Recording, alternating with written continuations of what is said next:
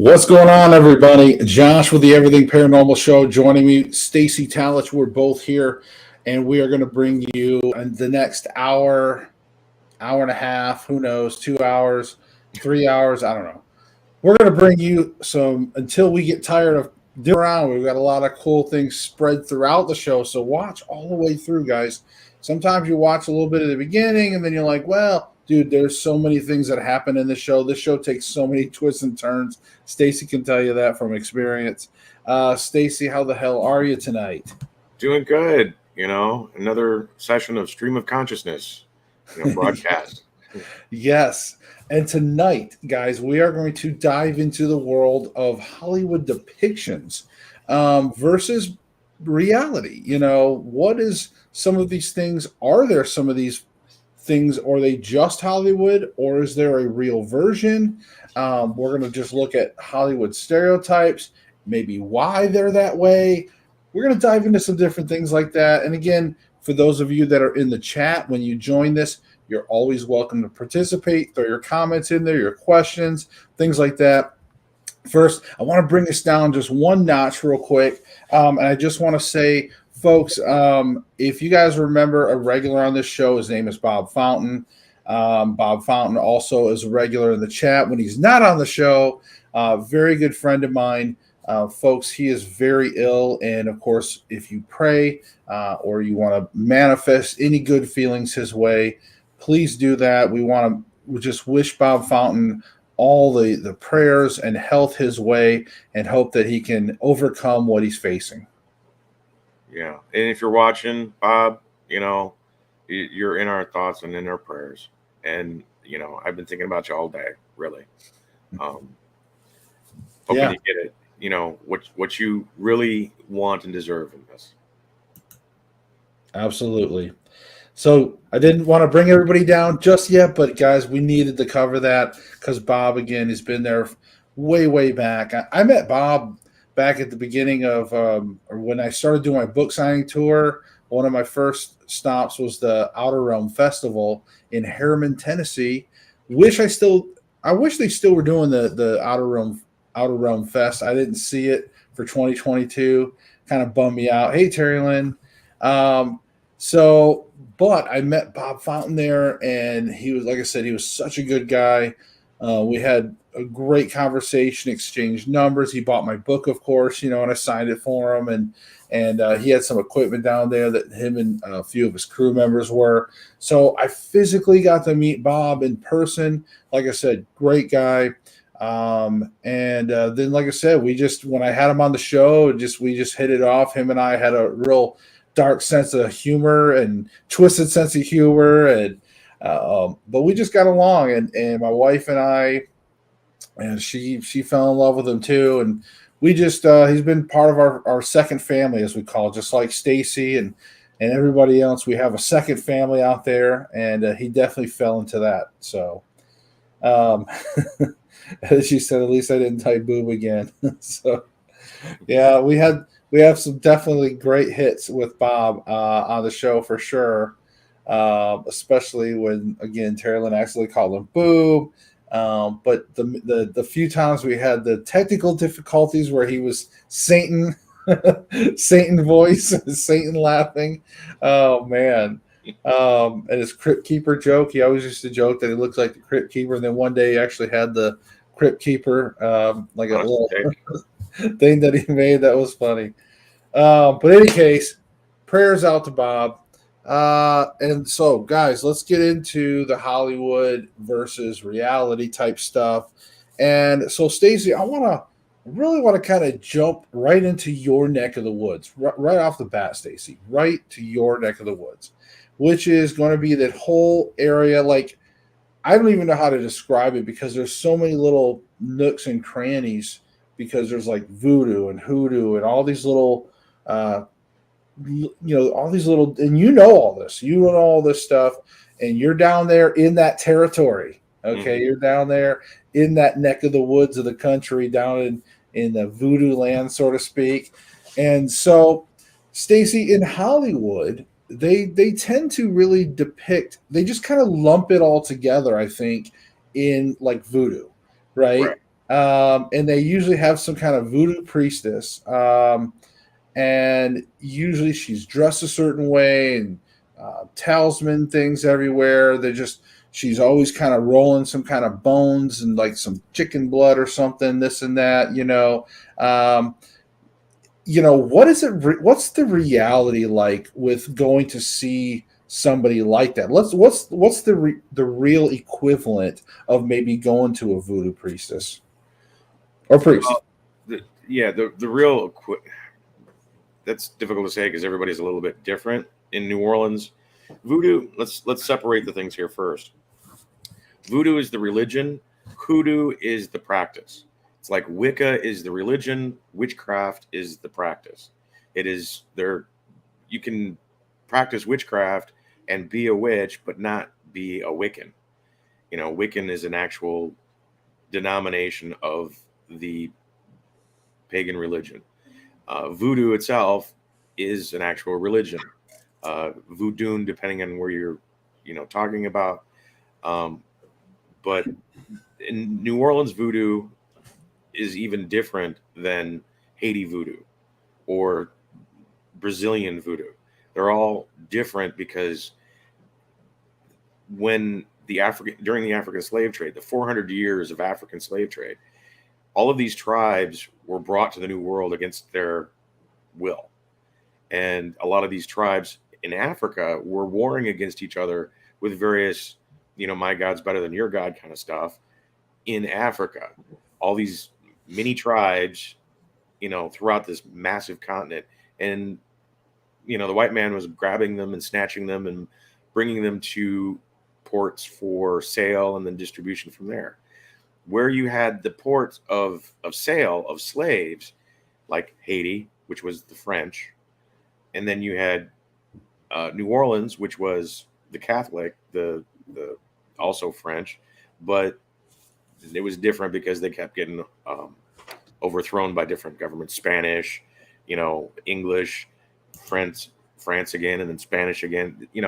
All of these things melded into the religion of voodoo, because the Catholics, unlike the Protestants, let them keep their religion. They just couldn't be open about it. So they hid their gods inside the saints of the Bible. So you'll see a lot of crossover between Catholicism and voodoo only because it became a tradition to hide their gods inside a Catholic saint. Santeria does the same thing in Cuba. They hide their gods, their deities, inside the different saints. And that way, when somebody came along and they saw, this big altar with all these different saint statues and various candles to this saint and that saint, it wasn't offensive and it wasn't considered, pagan or black magic at that point. Right. So, I mean, it was a way of keeping the religion alive while hiding it inside of somebody else's mythology, essentially. Yeah, that's interesting for sure. And ICU popped in there. Hi, ICU. And she said, is voodoo and mojo, right? Did I read that right? Mojo the same thing then, or different religions? Well, people use the term mojo in voodoo, and it just means power. I mean, it can mean, like in the Chinese, the qi, the soul, the spirit, can also mean, power, but it's something you have within you. Mojo is similar to that, and you can boost it or take someone else's mojo and make them weak and vulnerable, and they just essentially become wandering idiots because they don't have their mojo anymore. Their essence. Right. And then of course mojo became just a common phrase for a lot of people in that sense too. Like, hey man, my mojo's gone or whatever, But okay, so I want to make sure that we get back to this too for sure.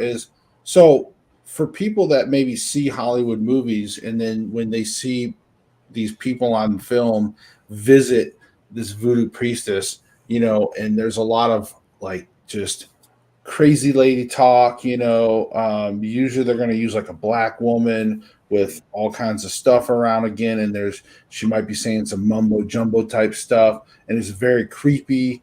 What is it like to really visit a voodoo priest or priestess? Well, it's not like they depict it. Usually in Hollywood, in American culture, the word voodoo is also synonymous with something I don't understand. Like voodoo economics or voodoo science, something that you don't understand. They usually throw voodoo in front of it because it doesn't make sense to them. Right. It has nothing to do with the religion or anything like that. But in Hollywood, it's always a black man or a black woman. If it's a black man, he's evil. And if it's a black woman, then she's, what Hollywood likes to do is like the magic Negro, where they have all these words of wisdom, and they are, the focal point of moving the plot forward.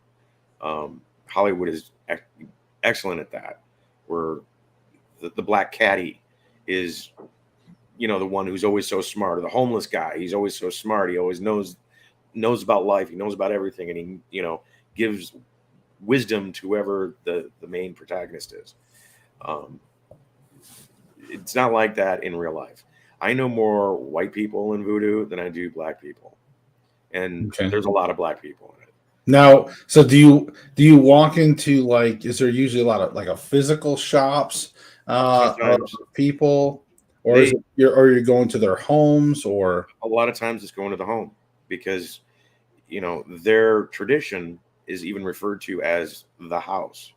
They have a temple inside the house, but their house encompasses not only where their altar is at, but all of their students or their godchildren that they've brought into the religion are also under their house. So if you attack someone, it's preponderance of force that can come back at you, because not only do you attack that one person, you attack the entire house and everyone involved at that house. It's like attacking a congregation. You attack the priest of that congregation, you got the whole congregation coming to your door. That kind of thing. right? But most of the time it's in an actual house. In New Orleans, they'll open up a little shop a lot of times just for the tourists, or to bring people into the religion itself. They don't proselytize like other religions do. They actually discourage you. You want to get involved with it, they throw roadblock with roadblock to make you jump those hurdles, because what you're going to get into requires dedication, and they just fly by night people. They don't want to deal with that. Right. If you're going to be dedicated, you need to be dedicated. So they'll make it tough to be involved in the religion. Would you say that more people tend to get deterred away from that and maybe just go to like Wicca? Mm-hmm. Yeah, because Wicca is all in accepting of absolutely everyone, and the results are clear.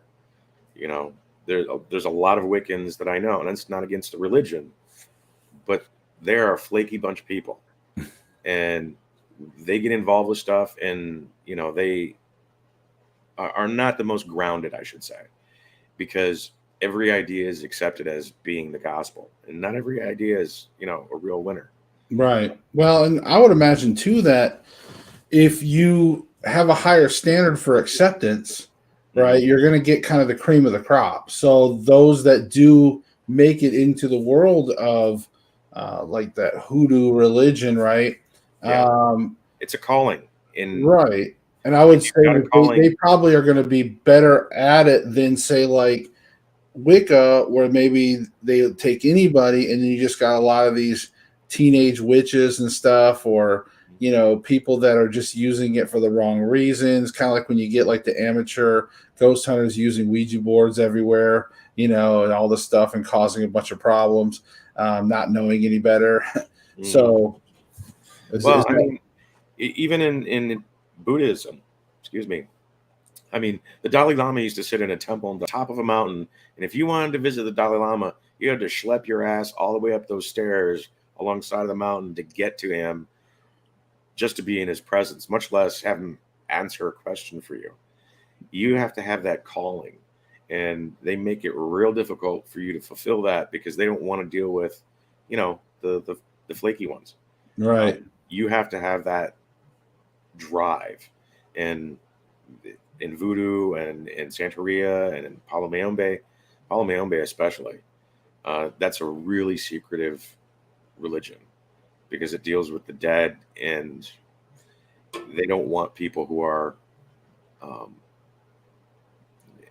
let's say, weak of will, weak of morality, because unlike working with gods, where the gods actually decide true and false, but what is real and what is not real, the dead will, in an effort to elevate themselves, because for whatever reason they're not growing or elevating, they will help you out in almost anything that you ask for. That's a dangerous thing. You have Right. invisible mercenaries at your beck and call who, will do as you ask, not do as you tell them, but do as you ask, just to get that brownie point so they can elevate. People who are of weak moral standing can abuse that, just like anybody who's a pedophile. They go to Right. places where they can abuse the trust of children. Right. Um, so Palomayombe it's tough. It's tough getting in. So what I would almost venture to say then, since we're talking about Hollywood versus reality, is I would almost say Hollywood. I almost never. I can't think of because I can't exactly pinpoint every movie, but Mhm. there's so many movies that even that are set in modern times, where they always tend to visit again, like some type of oracle, voodoo priestess, somebody that they need to, roll the bones or whatever, tarot cards, whatever. And they almost are never played by just straight, regular looking people. They're Mhm. always eccentric in crazy costumes. They almost look out of time sometimes. Yeah. And again, so I would almost just say that that's Hollywood's stereotype, but at the same time, reality could be like you. People just looking at you like just a dude sitting there with his cap on and a shirt, and like, hey, Yeah. this dude knows his stuff, and sometimes probably even better than what you might see on Hollywood, right? I think that's a perfect example of Hollywood versus reality. Mhm. So that's why I wanted to start out with that topic, because I knew that that would be something you could easily In tackle. Hollywood, they come really close, and in the big voodoo movies in Hollywood, like Serpent and the Rainbow, uh, they come really close to catching that reality. Granted, the movie was set in Haiti, so a lot of black people in Haiti. So, Right, they hit that mark.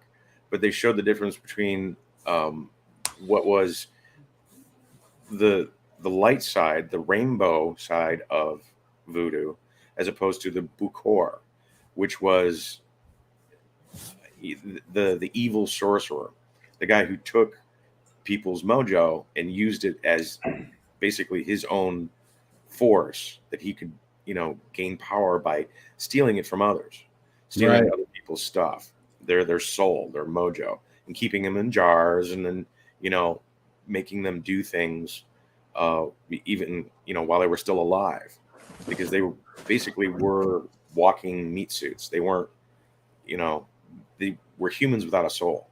And the whole idea of the zombie is much older. It's actually called in zombie. It's where there's an N in front of the zombie word, right, and what that essentially means is soulless human. It doesn't mean Walking Dead. The Walking Dead stuff is all very modern. right, The zombies of old, even in Hollywood, weren't modern Walking Dead. They were living people with no soul, and that soul was the slave of whoever captured them. Um, Now, the powder that they talked about, the zombie powder, which uses tetrodotoxin, the the main element of a puffer fish. They're still trying to figure that out because Dade, with Matthew Dade, I think what his name is, or Wade. Yeah, I can't remember. It's been so long. It's like 30 years since I read the book. He's an actual chemist. So he went through and tried to discover, reverse engineer what that zombie powder was, and he still couldn't do it. Right. And he, followed what they did step by step, and he still could not reproduce it. The one thing that he didn't have was the spiritual element. Right. The chemical side of things, he replicated perfectly, and it still didn't work. It was the spiritual element that made it work for some reason. And he Wade Davis, that's what his name is. But there's also, in real life, there's what's known as burundanga. It's a zombie powder where it doesn't actually take your soul. It gives you retroamnesia, where you don't look like you're intoxicated. They blow it in your face just like they did in the movie. But you can't remember anything from the moment the stuff got blown in your face until it wears off. So, and for like 12 hours, you will have no memory of any kind, even under hypnosis. It is essentially, in Hollywood, the origin of the Men in Black flashy thing. Right. Because that's exactly what happens. You are subject to the will of someone else and highly suggestible. You will give up the PIN numbers on your debit card. You will. A lot of people in not Brazil, but one of those other, I can't remember the name of the island now. It grows on trees essentially. This burundanga is grows on trees in the size of oranges, and you grind it up into a powder and you just blow it in people's faces. And this drug will take you over. Everybody in the country has had it, been exposed to it at some point. What's the country they make all that cocaine at? Colombia. Colombia. It's native to Colombia, and Right. People will move out all of their own stuff and put it onto a truck for somebody else to drive away with. They get dosed with a little bit, like on a stick of gum or something like that, and they're at the mercy of whoever dosed them for 12 hours. They will do whatever they're told. They'll walk into traffic. They'll, whatever. It is the perfect Men in Black kind of thing. But that's also called a zombie powder. And, you come out of it and you're fine, but the DEA in the United States is absolutely petrified the stuff's ever going to hit our shores, because it would be anarchy at that point. I mean, right. Can you imagine a terrorist organization getting a hold of this stuff? Well, yeah. I mean, that's crazy, especially if they, make it airborne, like large enough, like a gaseous airborne form that was, released in high You don't have to atmosphere. recruit. You don't have to recruit suicide bombers at that point. Right. You just blow in some schmuck's face and then strap a bomb to him and tell him to go in that bank or go into that, building or whatever. Right. And that's some scary reality. If you want to talk about Hollywood versus reality, that's a scary reality right there. And it's a very real thing. Hollywood doesn't even come close to depicting that sort of thing. The closest I've actually seen Hollywood do is in a movie called Believers with Martin Sheen from the 80s. You can't find it anywhere now. It was so effective in describing the two communities, the Palomayombe and Santeria community, that they lobbied the studio to pull it. They didn't even put it on DVD. But it's a very good movie, and they depicted a lot of stuff and explained a lot of stuff in layman's terms, which was very accurate. But you can't find that movie anywhere now. It's a lot of these groups want to remain hidden, or at least not in the spotlight, because you can't be persecuted if no one knows about it. Right. Yeah. And that's what's funny is like, it's so, it really is so wild to me that to really think that I mean, you just look at somebody like yourself and me, and most people, on average, if they go by and they look at us and they see me in my champion shirt and you're in your like navy hat and jean shirt or something there, you know, again, people normally they're just going to look at you and think that you're any other. Of course, for us, we're just like any other white dude, like some Mm, white male guy. They're just probably thinking, you know, we're doing our, 9 to 5 business lives, like just working and going home to our families and probably going to church on Sundays and doing all the stereotypical white guy stuff, maybe doing our softball league or something, and all these things.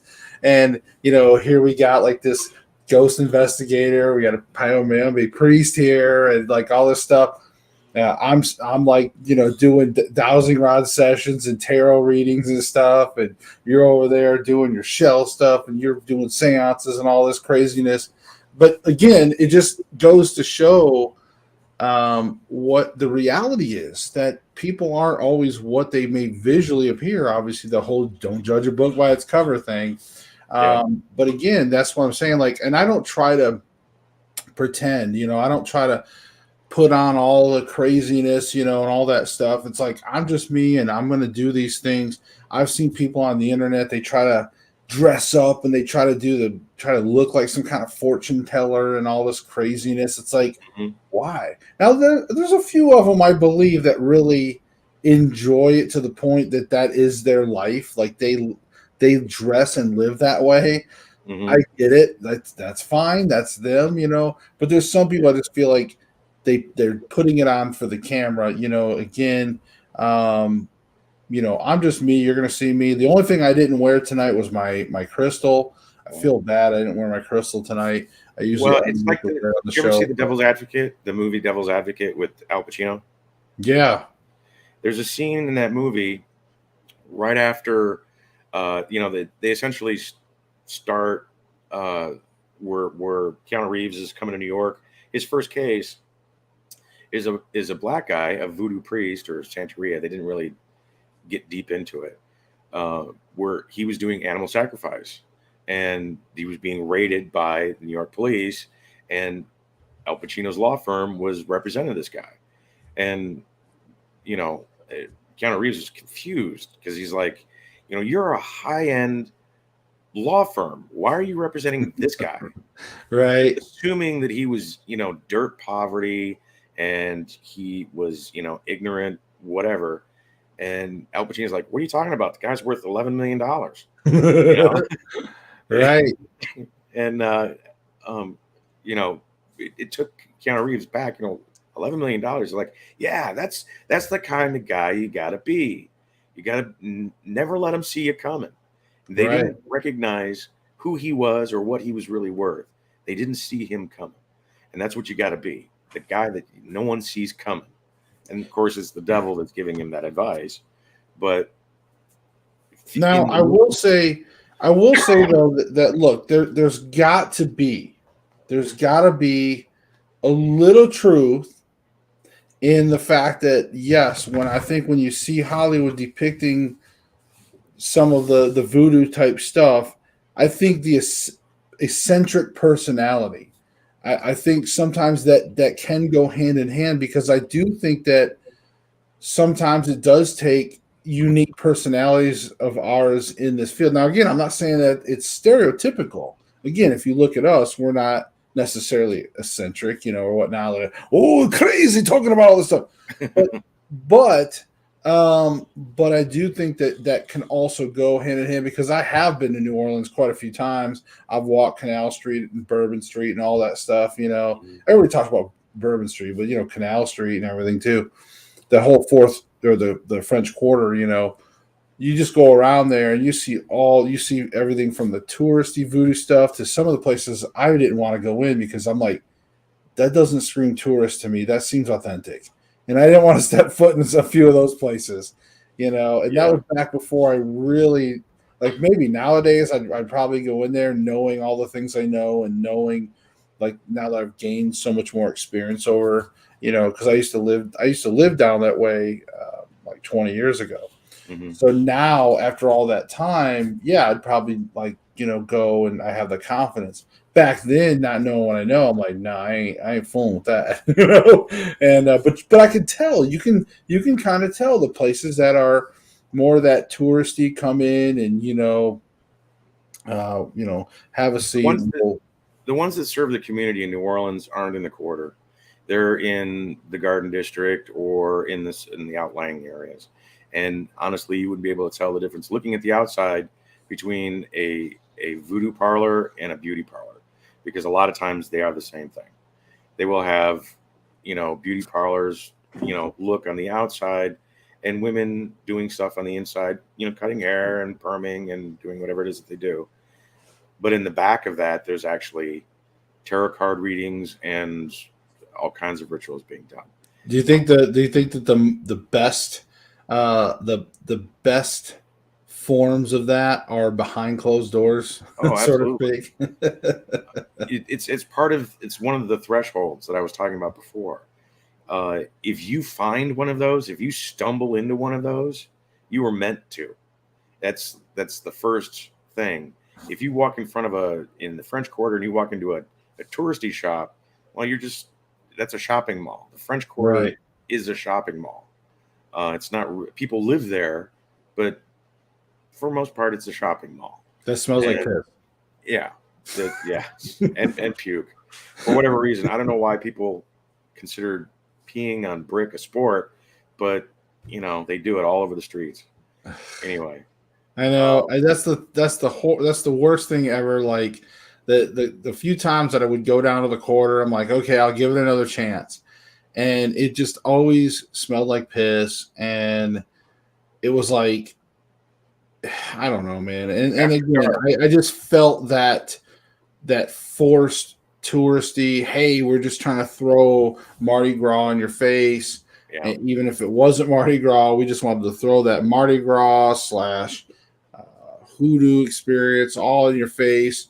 And, and try a muffalata. yeah, and don't ever eat a hot dog out of one of those vendors on the corner. My God, that is as botulism in a tube. You know. Right. Anyway, yeah, the best places in New Orleans aren't anywhere near the quarter. They're in the surrounding areas.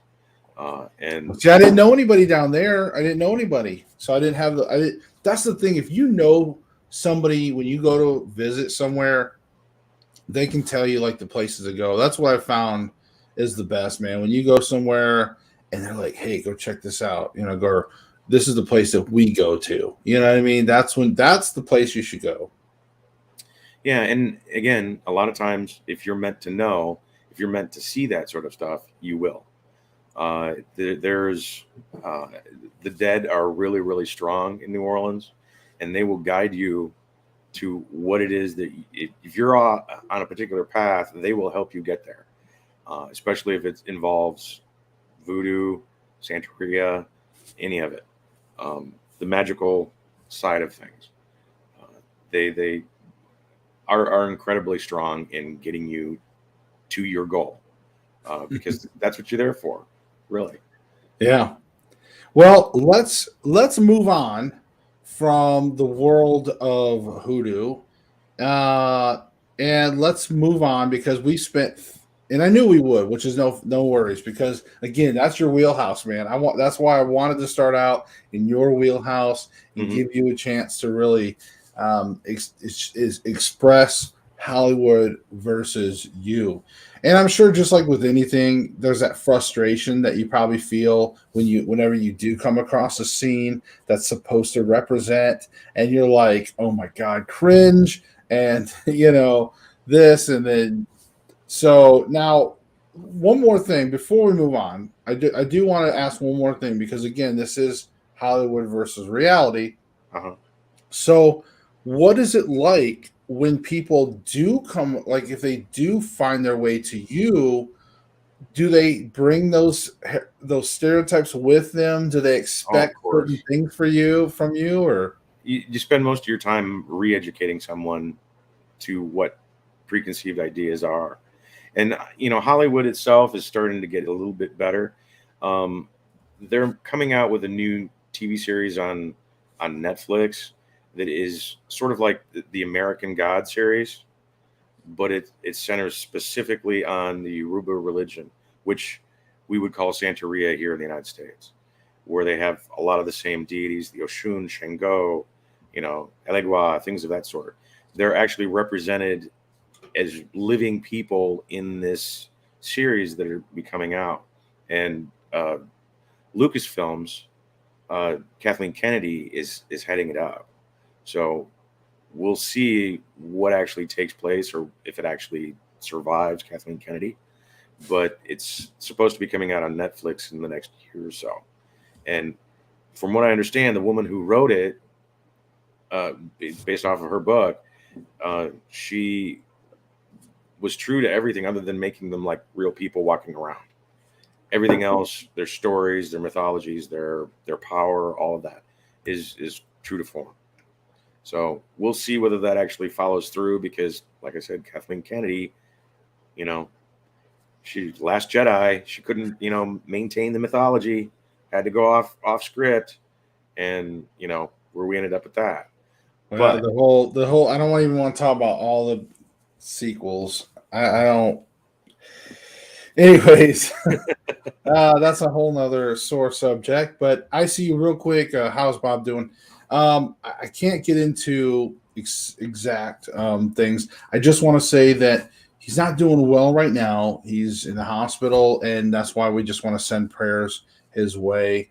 And just again, that's the best thing you can do is send good thoughts. If you don't pray, just send those good vibrations his way. And so that's the best thing we can say right now. So well, and of course, if I find out anything else, if I have any updates, I'll let you guys know. But for now, he's just struggling and he's in the hospital and he just needs some support on that. So okay. So now we're going to move away from hoodoo and let's get into, I guess, my wheelhouse. And then we will get into a few other things if we have time, depending on how far this goes. And I want to get into some other mythology as well. And one of them, I think, will also come back to your wheelhouse when we get into some of the Hollywood creatures like the werewolf, Rougarou, as well. So we will touch base on some of that too. All right. So Hollywood and ghosts and ghost hunting. So I think ghost hunting will be the best thing to really get into. Now, I think at first there was a tipping point, right? We had in the 70s and 80s and or even way back when, right? That's paranormal was always like the werewolf, all your mythical creatures, which we're going to cover a little more. But then there was a certain point you did get, again, like I said, vampire hunters. I mean, you started to get like the Lost Boys, things like that. When you had, these ones that were going out, they had the stakes and the crosses and hearts, all of that type of stuff. And then once we got into that early 2000s, when the TV show Ghost Hunters came out. Ghost Hunters was the first reality-based show like in that format in 2004. There was actually a break in TV where there was nothing on paranormal anymore. Nothing. No In Search Of, no Unsolved Mysteries, nothing that would touch anything with paranormal until there was a small break in TV time. And then 2004, Ghost Hunters came out. And that's when it just started taking off, and all of a sudden we had like 33 different paranormal reality shows over the next few years, all on TV. All of them started taking off. I mean, and this is back when, of course, you guys all know Terry Lynn and I was starting to do preliminary investigations for Ghost Hunters. Hell, we were even pitching our own shows back then, which is weird. Some of my pitches, our pitches turned into some shows or similar shows. But I'm not going to go there, Discovery Channel. You know who you are. So, anyways, but with that being said, Hollywood, they also had a tipping point because with the explosion of paranormal and reality TV, we got the very first low budget Blair Witch. Mm-hmm.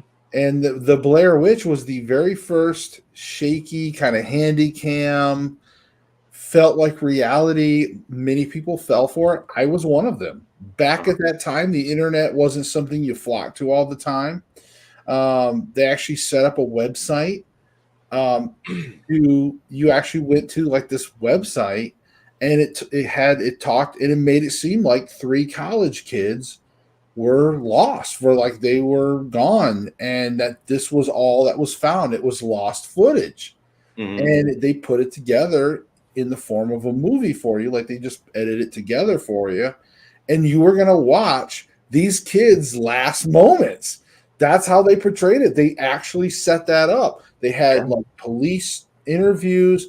They really went out of their way to make you feel that way. The actors in Cannes like, too. Huh? In Cannes, they made everybody who went in to see it in the Cannes Film Festival, they had to sign a non-disclosure agreement where they could not talk about what they saw in the movie. Right. And movies hadn't done that before. And people went in and they came out and they were absolutely freaking out that this thing had actually taken place. And the stars that were in the movie were actually in the lobby greeting them as they came by. And there's like, oh my God, you guys freaked my shit.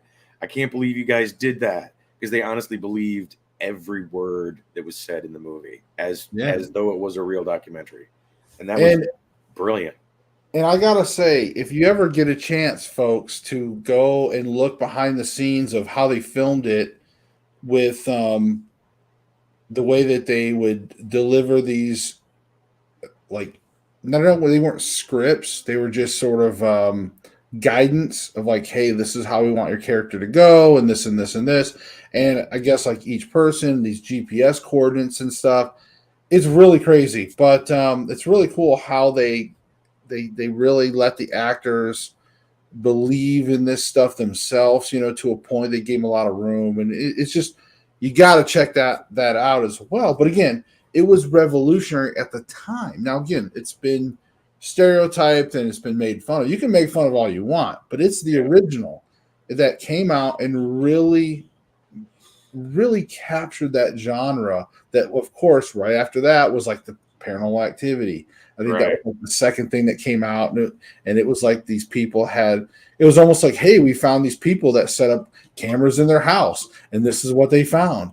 And it wasn't over the top. And that, I think that's also kind of what made Blair Witch in the beginning for me. When I watched it, I'm like, and I'm watching it at that time, and this was before I had gotten the team and all that stuff. This had come out before then.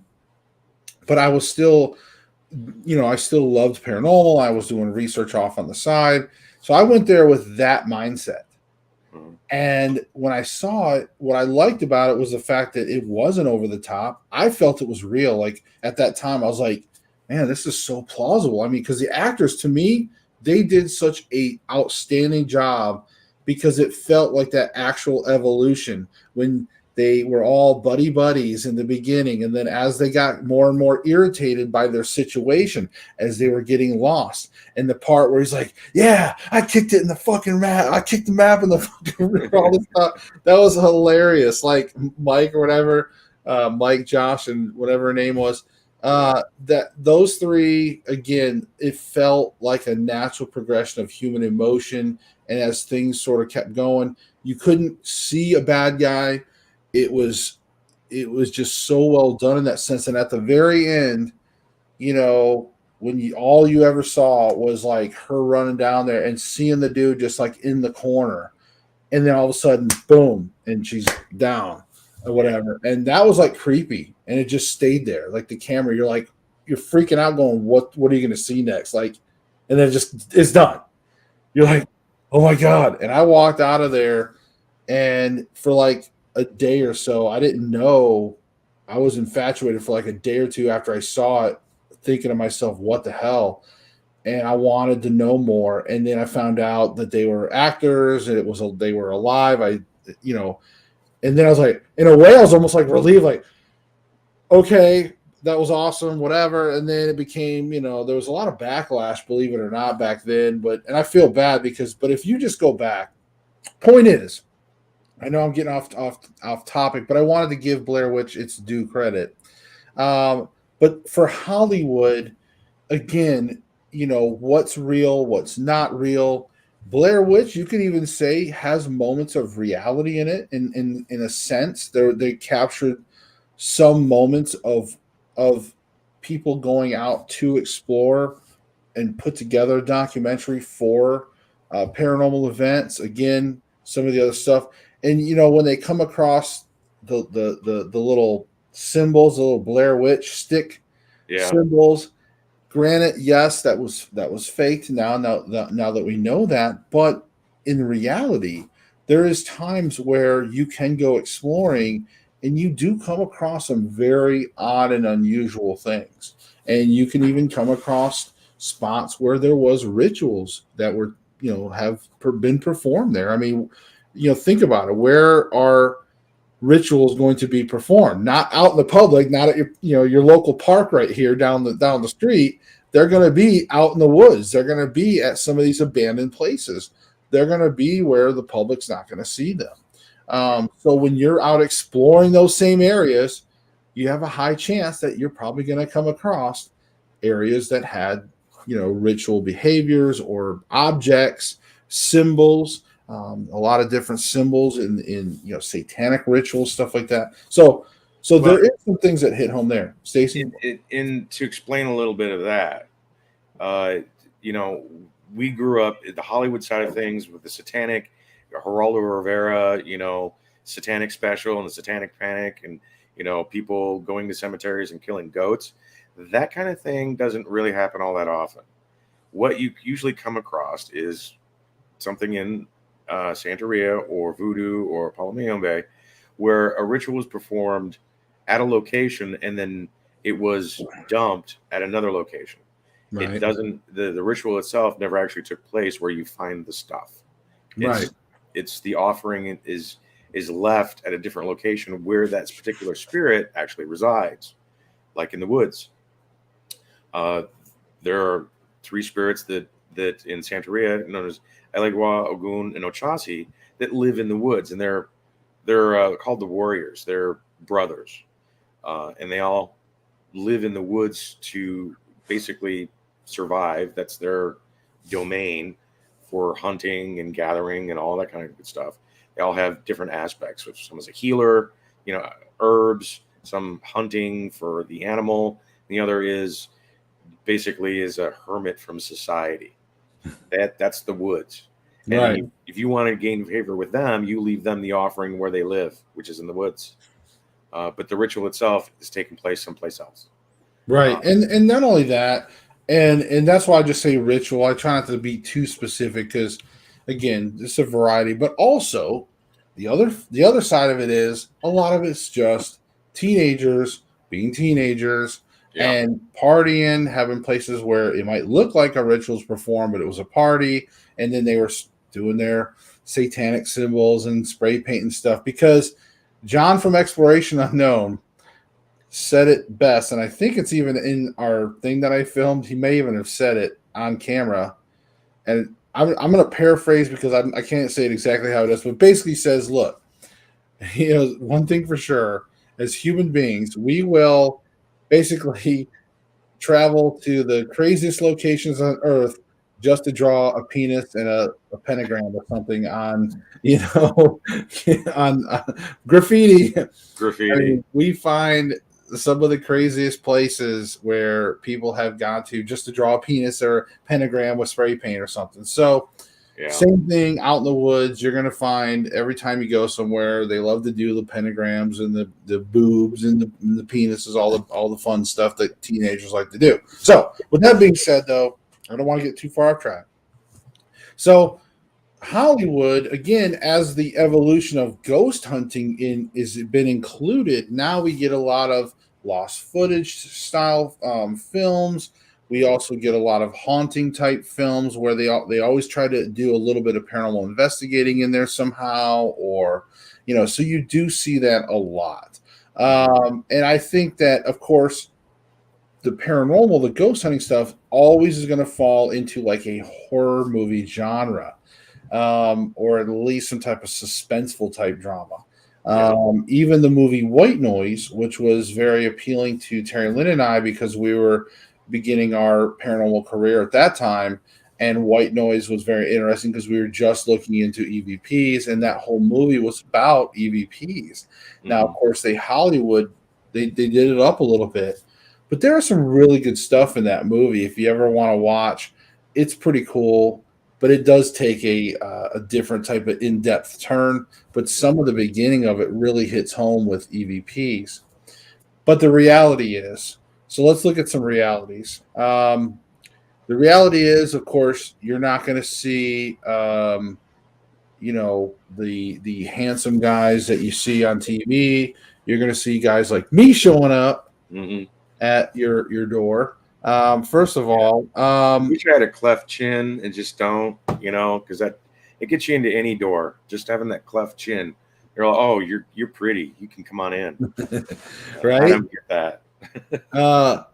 Now, so on the thumbnail, you guys might have seen that I have a PKE meter and an EMF meter. Of course, they measure two different things, but this is the visual that people tend to see. They see that PKE meter from Ghostbusters, which of course is measuring psychokinetic energy, but that was their way of saying, hey, ghosts are just psychokinetic energy, and that's what that's measuring. So it was definitely in the movies a ghost meter. Now, in our world, in reality, we have not truly been able to measure that PKE, but also at the same time, we tend to use the K2 meter or an EMF meter as a ghost meter, even though the reality is that we definitely know that EMF comes from many sources, many electronics, and is not just ghost. So, folks, don't fall for that. Especially if you get the EMF meters from some of these websites where it's got the little ghost down there and everything, it is not a ghost meter, folks. Quit treating it like a ghost meter. That's the reality. Okay, it's not.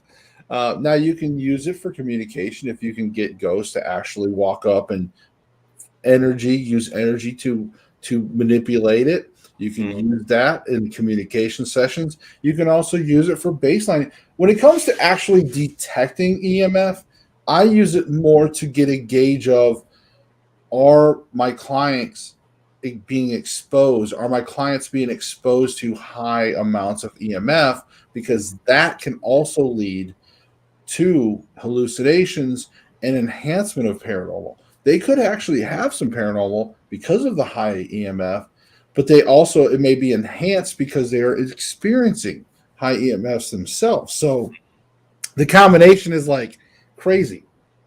Yeah, well, we're surrounded with EMF all the time. I mean, we sit on the Earth itself is a giant magnet. The EMFs that flow through the Earth fluctuate from, its participation with the sun and its rotation and all of these sorts of things. So we're surrounded by energy all the time. The dead, like consciousness itself, is pure information. And the consciousness of the dead, they're able to manipulate the energy that we're swimming in. I mean, a fish doesn't know that it's in the water. It just knows that it's swimming. Right. We are the same way with energy. We are literally swimming in energy. We can't detect it because, well, we're in it. We have all these other devices that tell us fluctuations of when it surges and when it's not. But the dead are literally outside of all of that. Right. They can manipulate energy to do certain things. They can move objects. They can defy gravity with objects, and break things that are supposedly unbreakable with nothing more than sound waves. Well, they and take that's the energy of the sound and vibrate like a wine glass, the breaking point of that particular object. It's crazy. well, and you bring up a point that I've often discussed, and I think I may have even touched on it in my book, which is available on Amazon, called My Paranormal: Guide to the Spirit Realms. But anyways, I think I do talk a little bit about this, but you bring up a good point, Stacey, which is I've often theorized that spirits, ghosts, they're made up of a type of energy we cannot detect. We just cannot detect that form of energy for whatever reason. But they are able to manipulate the different types of energy. And like Stacey said, they're kind of out of that, or they can manipulate those energies to do those things. Again, also goes to my theory of when investigators sometimes will often feel sickness, and like their heads and sicknesses and stuff, because one of the things that can affect you in those ways is positive ions.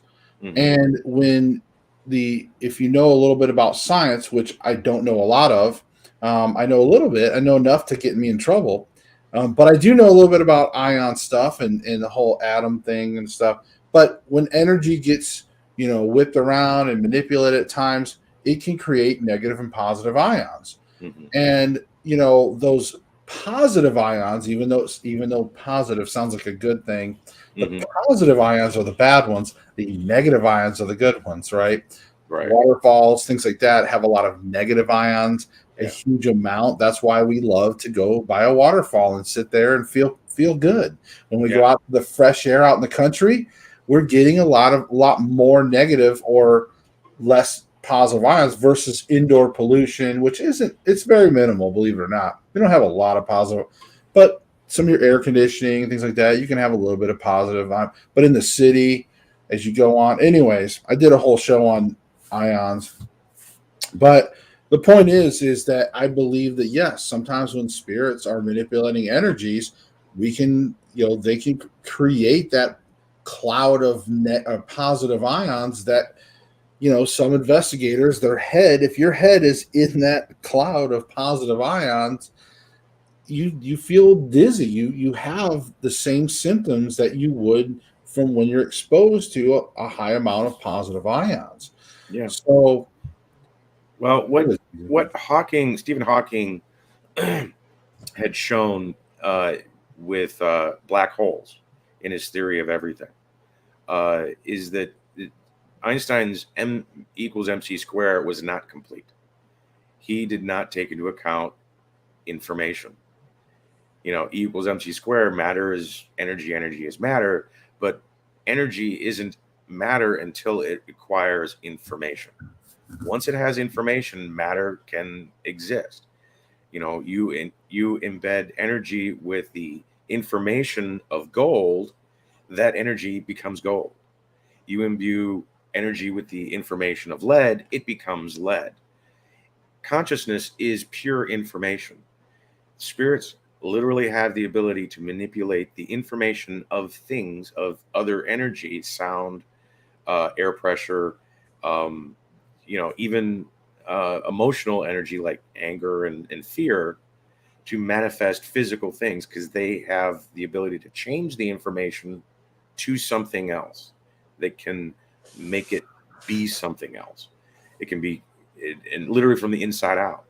I've seen tables crack, hard oak tables crack, because the spirit was trying to get someone's attention in a seance, where they're knocking and knocking and knocking. All of a sudden they crack that table right down the middle, and it's like freaks everyone out because it looks like it was a violent act, and all it really was they were trying to get the attention of the people there.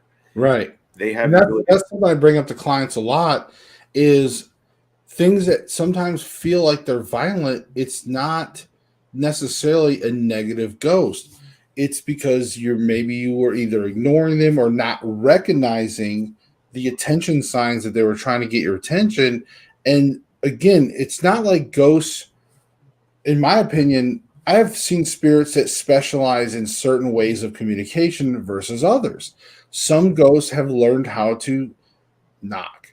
Some ghosts have learned how to scratch. Some ghosts have learned how to, tap or speak with EVPs or whisper out loud. There, again, all these different things. And then, of course, some spirits can do a little bit of each. But you don't always see like one ghost that can just do anything it wants. You just tend to find where once they figure out certain actions, they're trying to get your attention with that action. And then when that doesn't work, they may go to another action that they know that they were trying to avoid, which might be scratching you or cracking a table in two. I mean, again, they don't always have a full bag of tricks that they can go, well, they didn't hear the knocking, so now I'm just going to like splash some water or something. They might just be able to break the glass. Yeah. Well, and you might go, oh my God, it's after me. It broke a glass. From their perspective, the way it's been described to me too, and they actually Hollywood did a good in the movie I Can't See Dead People, whatever I can't remember the name. Yeah, spirits can't always see each other. They're all around, but they don't even recognize each other because everybody has their own vibrational state or level that they're at when their spiritual development. Right. And like attracts like, where they can see those who are like them, but those who aren't like them, who weren't as evolved or were more evolved, are invisible to them. So they don't actually see all the dead that are around either, because they themselves have a limited prism to which they can see the world. Right. And that plays into what you were just saying, because at every level you're able to acquire different skills, knocking, scratching, things of that sort. I've always tried to get people to understand that, like what you just talk about, a way they can relate to. And this is the best way I can explain to you. So now I just happen to, in my full-time day job, I'm a cable guy, basically. I fix people's TV, internet, phone, all that stuff. So cable TV, or just TV in general, right? All of your channels are different frequencies. Mm-hmm. Okay. So think about this. You can have it on a particular frequency. And I just want you to think about this. Let's say you have a big screen TV and you're watching this, TV channel. And let's say you're watching a movie. You are watching and seeing images and hearing things all coming from this frequency, from that, all delivered on that frequency to you. And of course, the different sound waves and frequencies that you're hearing and seeing, but it's all being delivered on that one frequency, right? Mm-hmm. But you're in that world. There's so much of that world. You're seeing a galaxy. You might be watching Star Wars or something. You're seeing this whole galaxy, everything. It's like the Matrix, all this whole world, all on that frequency. And then you change the channel, and it's a whole new world. One little change, one little frequency change. And you've got a whole nother world and a whole nother set of sounds and a whole nother thing. So that's what I try to get people to understand sometimes in the spirit realm, when there's different vibrational frequencies and things like that. So yes, this is exactly what Stacey was talking about. Some spirits or us ourselves are on different levels that, again, one bump up, you can see that spirit or hear that spirit or whatever, anyways. So I wanted you guys to really try to visualize how that can be possible, because sometimes people are like, well, how is that possible? I mean, if they're both all dead, wouldn't they be? Guys, frequencies, think about it like channels, channels of your TV or radio. That's exactly how Tesla saw it. And he's the one that invented the dial on your radio. The channels on radio are directly an invention of Nikola Tesla, because literally dealing with the dead, him trying to communicate with his dead mother, that's how he saw it. And he made a device that allowed him to communicate on many different frequencies. Marconi got the credit. I was just about to say, like, wouldn't Marconi say that? Yeah, but it literally came down to hours. Paris is in a different time zone than he was in New York. They filed a patent at the same time. Marconi got the credit for it because the time zone in Paris was before New York. But Marconi still ripped him off when it came to how the radio was built. Tesla, went up and down on his patent, and he says, I got this, and this. And he didn't show up with that until long after I filed my patent. Right. Why are you giving him the credit? So, but yes, so there you go, folks. That's kind of the visual thing. So so trying to get back to our main topic of Hollywood versus reality, because look, Stacey and I love to get on sidetracks because we love talking about all this stuff. Trust me. So, and we're hitting all of our wheelhouse stuff today. So, we spent like 35 minutes talking about hoodoo. We spent another half hour already just talking about ghosts and stuff. Again, it's our wheelhouse, man. We love it. So, anyways, Hollywood versus reality. I think that you're going to find that when it comes to ghost hunting, I think you'll see things in there, obviously in Hollywood, that, and I think no matter what, one thing that Hollywood can do well sometimes is capture certain things, certain feelings and emotions and things well, if they're not trying to preach and they're not trying to be woke or something, when they're actually trying to do good storytelling, even if they're going over the top, sometimes they're at least putting you in that feeling of that you're experiencing some things that may be what it feels like to be in that situation. Yeah, so that is something that good filmmakers can do, and I think that we do see certain examples of that sprinkled throughout Hollywood, of what it's like to experience. Like I said, if you want to know what it's like to experience EVPs, watch the first half of White Noise, because after the second half, when they start really kind of going into a bigger picture theory kind of stuff, which it's just pretty cool. But the beginning part, when Michael Keaton finds out, because he loses his wife and stuff. I'm not trying to spoil it, but when he discovers that there's people out there that use EVPs to communicate with their loved ones, he starts getting into it. Then he becomes obsessed with it. But then it starts diving deeper into this whole world, which it does teach a good lesson. I always recommend, like, if you really like paranormal investigating stuff, you got to watch White Noise, because to me, it's like a must watch of the paranormal community, folks. You might not think it's the greatest movie in the world. Like I said, I thought it was great for what it is and what it kind of teaches you of what obsession getting into it so much. I mean, he was going out buying like all the setups, TVs, VCRs, rewinding stuff, all this stuff, because he wasn't in the full-on digital age yet. But in any case, but them capturing some of those moments when he first started experiencing hearing the dead speak on these recordings, and he was just like, what? Like, holy crap. And like, and being able to like hear his wife or hearing somebody, some of that is captured really well. But as far as like a movie all around, like what it's really like to do paranormal investigations, you're not going to find that, because doing paranormal investigations for the most part is pretty boring. And Hollywood doesn't like doing boring. No, it doesn't do boring at all. The first movie that actually affected me on that level was the movie Entity. I had watched, the typical horror stuff, like The Exorcist and the Poltergeist movies, and I always thought they were funny.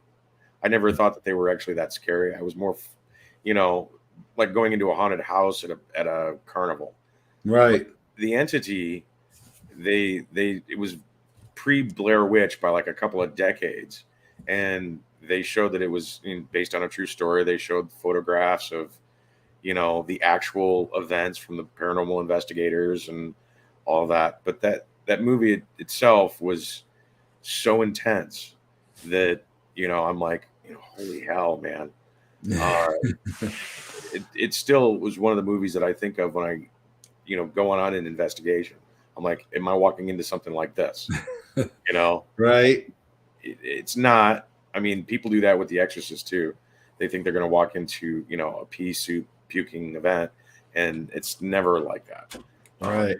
But well, I know that you and I, during some other episodes, we had talked about like scary movies and things like that when we were talking about some of that. And I think I brought the same point, is that, again, it varies, right? It's all on what you find to be scary in life. And for me, like, a lot of times I'm more afraid of the subtle things. like there's again some of these movies where it's sort of based in a reality, but subtle in a certain way, and there's a lot more to the imagination. That scares me more than seeing like a Freddy Krueger or a Jason, or Right. when I see that, it's like, okay, that's kind of scary, but it's, to me, it's not so. It's just more of a gore and like being made to jump. I don't like to be made to jump, but my wife likes doing it to me. Yeah. But when I see it again, that's not truly scary for me. It's just the ones that are based and grounded in more of a reality, and they're more subtle or more up to the imagination. Again, even like Blair Witch, when I first saw that, it was that reality, and it was based in that. It was like, it was plausible, that you could go and find this old place, that you could get lost in the woods and find this old place, and that something was crazy and this and that. By the way, and I'm pretty sure that most all y'all have seen Blair Witch, so you all know that the one guy ends up missing. Was it Josh? I think it was. Was it I don't remember. Guy? But it's been a while. But Josh ends up missing, and then it was just like her and Mike, and then they find the house and all the stuff. She goes running downstairs in the basement. He's up in the corner, like facing the corner, and then she gets knocked out or whatever, attacked by whatever it is. Yeah. We never see. Well, the theory out there is that there was no paranormal at all. Josh and Mike was just, this was a planned murder, and Josh disappeared. That they had either a third person out there making all the noises in the woods and all this other stuff, and she ran down there, and probably Josh was waiting around the corner, and anyways, a little bit of non-paranormal theory on that one. Yeah. Just, you guys ever watch that? Well, they didn't want to lead you to a conclusion. They wanted you to have to think about it, which was brilliant unto itself, because there was more left out of the movie than there was in the movie. So your imagination had to run wild in order to draw any kind of conclusions. That's what you do. I mean, anymore, I'll watch a show or a movie or whatever it is, and I've already figured out the ending after the first 10 minutes, because it's the same playbook, it's the same script, just with different stuff. It's they actually call it the to save the cat. There's basic formulas to writing a script, and Hollywood is just terrible with that. They can't think of anything new, and when they do, they don't want to fund it. And if somebody independently funds it, then they come back later and say, "Oh yeah, you will, buy that movie now." It's like Blair Witch was that way, and Paranormal Activity was that way. They started out with $10,000 worth of equipment, and they ended up making $500 million in profits. And MGM comes along and says, "Yeah, we'll buy that from you." Like, well, hey. So here's what I want to do next. This is how we're going to start rounding out the end of the show, because we are getting, again, like it's almost 10:20. Now I don't have to work tonight, but we don't want to have for forever show. But so we spent like ton of the show talking about hoodoo, ton of the show like that type of stuff, and then ghosts, things like that, Hollywood. Now here's what I want to do, and this is going to be for you, Stacey, especially. So I'm going to name a character. Now, we're going to try to make this semi-quick fire. So we don't want to go too in depth. But I'm going to name a movie character, and I want you to let me know, is there reality to this? Is there a reality? Was there something based on this character? Or was this just like completely kind of sort of Hollywood fabricated? Like a lot of them we know are like books, but we're talking reality. Is there a real case or a real creature that this is based off of? Okay. You ready? All right. There's points involved. No, I'm just kidding. No. All right. so what do I win? And a lot of this is going to be Hollywood mythological creatures, things like that, or whatever. Maybe they aren't. Okay. So first one, Frankenstein's monster. It's all Hollywood. Actually, it's a novel but it's all made up. Okay. You know, it's based off of the idea that science was getting a little ahead of its skis, and it was written by a woman who wasn't really allowed to write anything as a woman at the time. Um, but it was completely made up and based off of actual things that she was seeing at the time. It was the next step in what she saw as being the, the gross abuse of science. Okay. And by the way, Terry Lynn, yeah, I know you've been stressing out and you've been doing a lot of hectic stuff, and I know you normally like to be more involved, but that's okay. You can definitely rewatch this. I know you will tonight when you go to lay down. Mm-hmm. So, okay. Dracula. Now, I'm not saying vampires. I'm just gonna go with Dracula first. Okay. Dracula. Vlad the Impaler did exist. He was a real guy in the 15th century. The stuff that was written about later on him was taken out of context and was written by a drunk Irishman. So, they essentially attributed a lot of the stuff that took place by another psychopath. I can't remember what her name is now. But she used to bathe in the blood of virgins to try and stay young. Literally, that is Lady Gaga. No, close. And I'm not gonna dispute whether or not it's actually taken place, but no, she was a queen who essentially was imprisoned for the rest of her life in a tower for all the murders that she used to do. God, it sounds and it familiar. only became apparent when she was doing it with royalty. The peasants, they didn't care, but anyway. So okay, so how about vampires in general? Because that's like a whole nother. You got Dracula movies, which of course always end up being about vampirism. But then a lot of times you have just vampirism movies. There is no Dracula. You just got vampire movies. So, Vampires too was based off of a real thing. People who were anemic and had a photosensitivity, an allergic reaction to ultraviolet rays, the sun, they would often drink a lot of blood to try and bring that iron into their system. Typically, they never lived beyond 20, 21 years old because they were just their blood was so sick. During the Black Plague, it was particularly fond of talking about vampires because people were dying right and left, and they would not blame witches as much as they would blame vampires for it.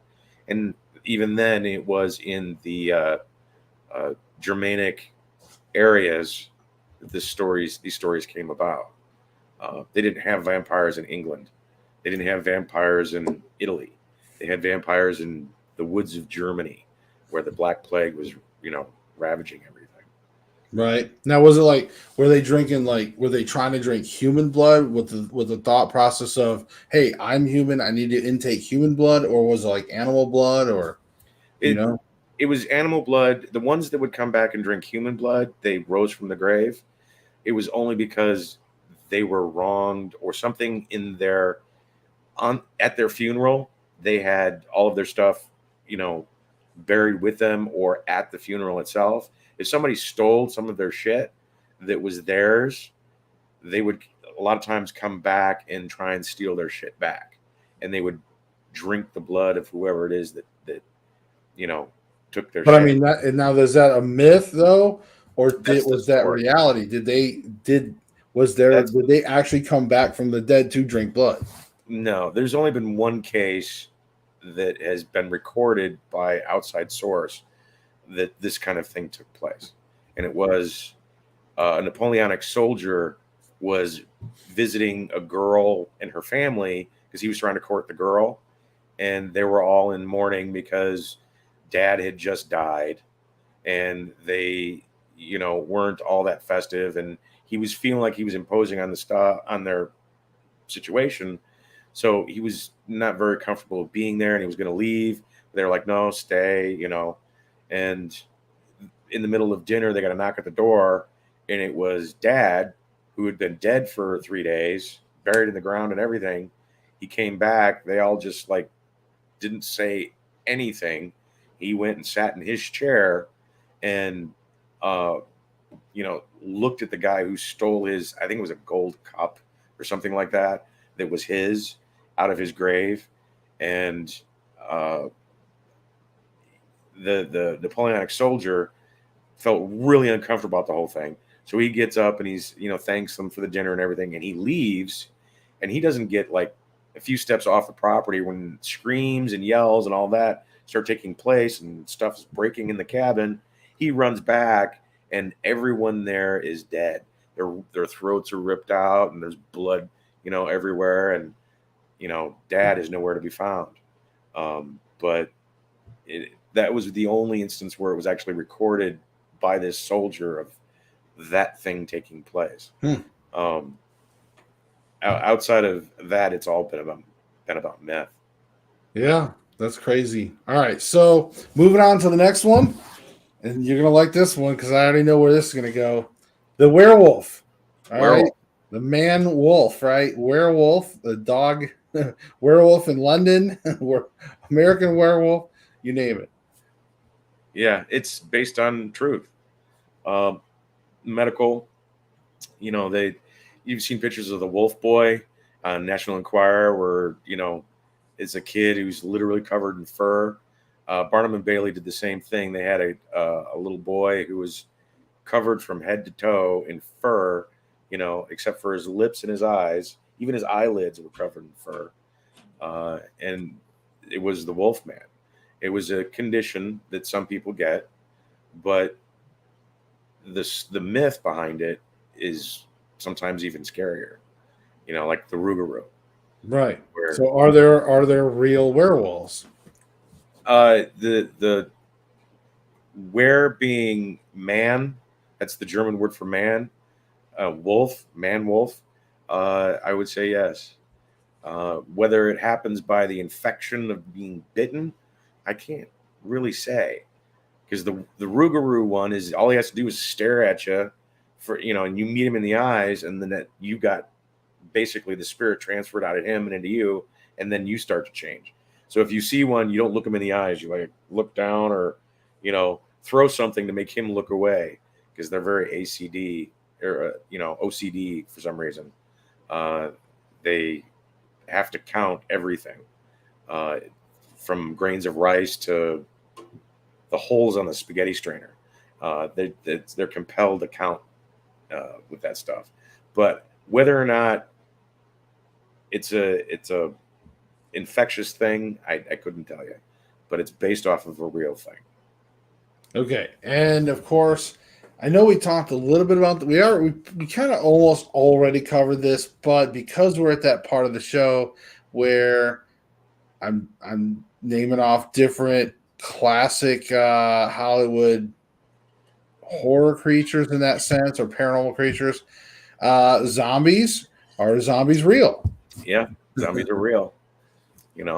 And from head to toe, outside of the newest version of Hollywood being the literal Walking Dead, they're very real. They're alive. You don't just have to shoot them in the head. You can shoot them pretty much anywhere and they'll bleed out and die. But they are human beings that are under the control of someone else. Yeah, and I think that, honestly, I would think that the mythos of shooting them in the head is because, and this is one thing that I do know that where they get a little bit of that mythos is that because in the real life version of zombies, people that can be crazed from whether it's drugs or induced, like you were talking about, whatever it is, when people are in these zombie-like states and they're acting crazed, that it's just like those one people. You can shoot people 40 or 50 times sometimes in the body, and they're literally at that point Walking Dead, but they are just still going. and they are trying to kill you. They are still crazed and they don't feel the pain. They don't even know they're bleeding out.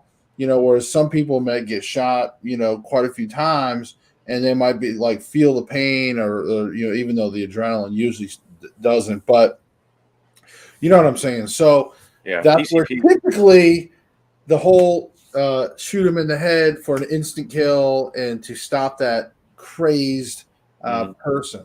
So that's where usually that comes from. But you're right. So that's cool. And I know, folks, if you really want to get into more on the discussion of zombieism and things like that, go back. You probably missed it. It was at the beginning of the show when we were talking about hoodoo and stuff. So go back and watch this show, and then Stacey gives a great explanation of how they can kind of create zombies and how that can occur. So go back and check that out, folks. Also, real quick, don't forget we're sponsored by Paranormal Underground Magazine. Guys, go check them out. If you don't have Paranormal Underground Magazine, go. What are you waiting for? It's free. It's going to show up in your email every first of the month. You're going to have all kinds of cool articles. Guys, go check it out. Paranormal Underground Magazine. But with that being said, what was it? ICU says, I see zombies every time I drive in heavy traffic. Everyone looks like they're asleep driving. Well, yeah, that's because they're looking down texting. That's why they look like they're sleeping. They're texting. Being in a hypnotic state is a little bit different than a full-on zombie, but it can look like that and feel like that. Somebody's in a hypnotic state. But, it's a prolonged thing to be a zombie. And, the Serpent in the Rainbow was very good at describing how someone becomes a zombie outside of the secondary one, which is the Burundanga that I talked about. It involves actual oxygen deprivation in the grave, which you get brain damage, apoxia, and you get pulled out right at the right moment, and all you are is basically a brainstem, and medically speaking, and you'll do anything that you're told because, well, you're just a brainstem. Hey, I made a witch joke not too long ago at work. So it wasn't to a witch, was it? Huh? Was it to a witch?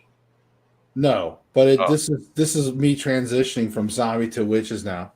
I made a witch joke as I walked into work not that long ago. I had to go into the warehouse to pick up some stuff, and as soon as I walked in, there was of course my bosses and people that were hanging out in their thing, and in the corner we had like 3 like brooms, right? 3 brooms, not push brooms like for the warehouse, but just 3 like witch broom style, like right, 3 brooms. And so right off the bat, as soon as I walk in, they're all sitting there. They see me walk in, and without a beat, I said, "Oh, I see that the front office has to start parking back here now."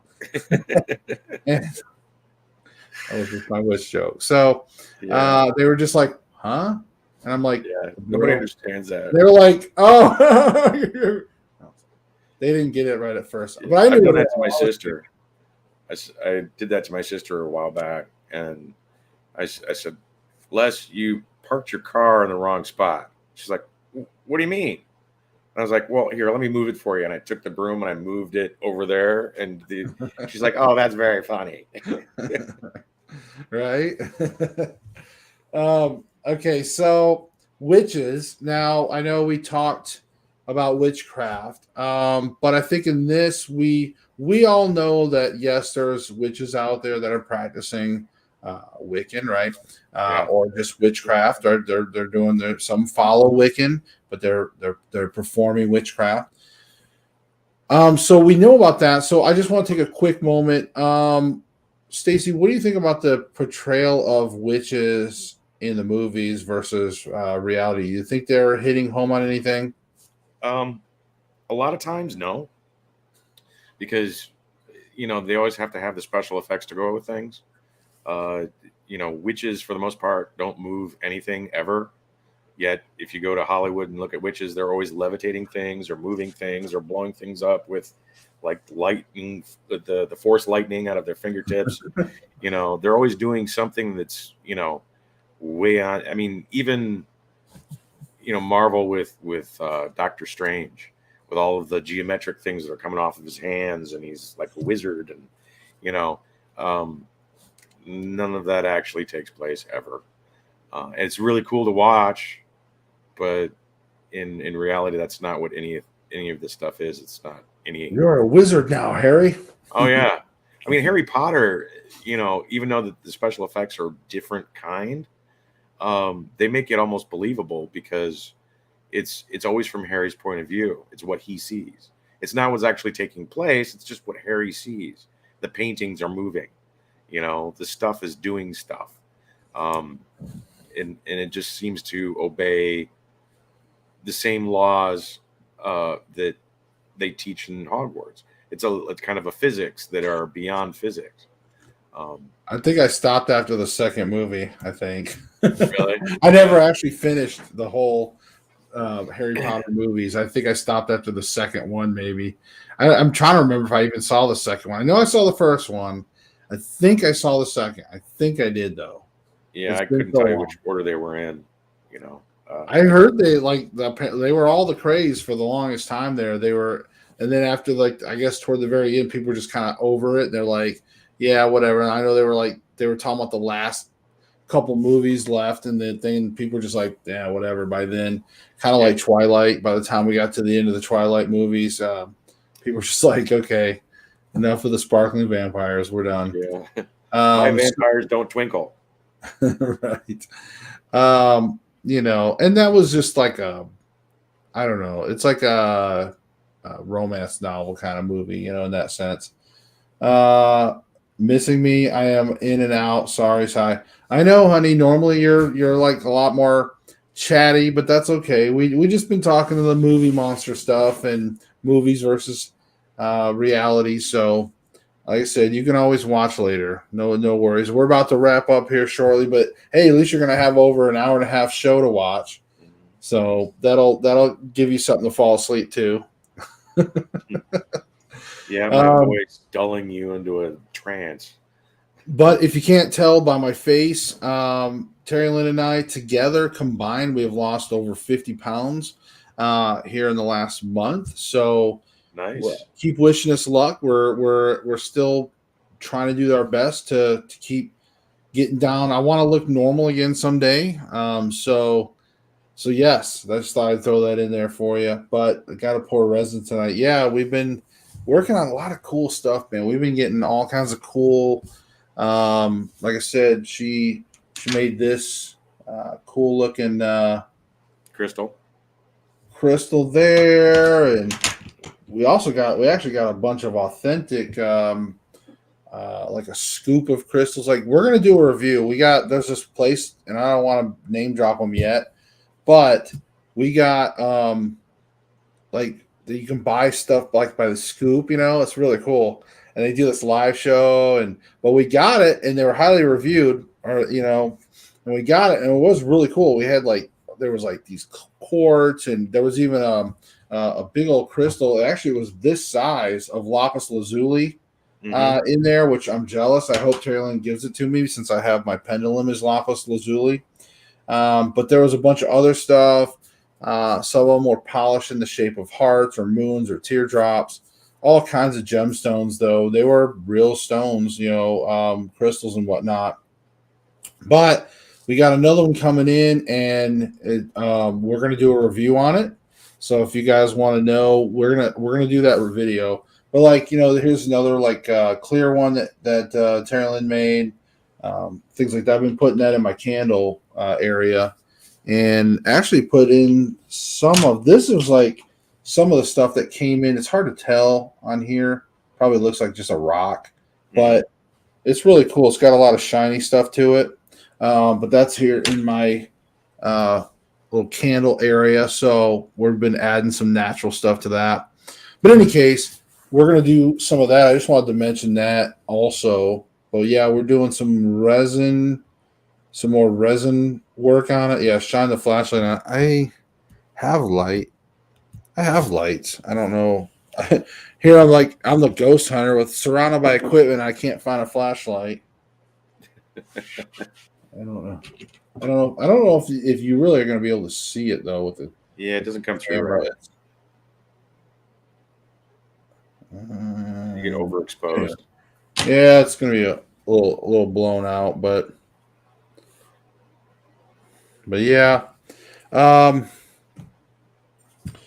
So let's see what else we're talking about. Oh, so witches. Yeah, we kind of talked about that. How about the? This is one that we don't see a lot of.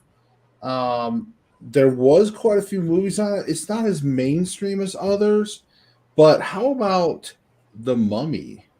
Right, the idea of the mummy character. You know, there was for years, right? Kids back in the day with wrapping themselves up in bandages and stuff. And but we don't see that often. It mostly is like everything's dominated by, you know, obviously the vampires and werewolves. That seems to dominate the movies. I think that's like always makes the most intense action, and maybe zombies, of course. There was a big run of zombies, but mummies you don't tend to see a lot of too much, other than just a few of the where they make it like the one mummy. So, what do you think? What would should Hollywood do anything more with mummies? The mummy thing it was based off of the stories that were going around at the turn of the 1900s, because the tomb of Tutankhamun was found, and there was a curse associated with unveiling and going into that tomb, which was common. Most tombs have that to discourage, you know, grave robbers from stealing all the shit that's in the tombs, because there was usually a lot of gold and a lot of precious things in there.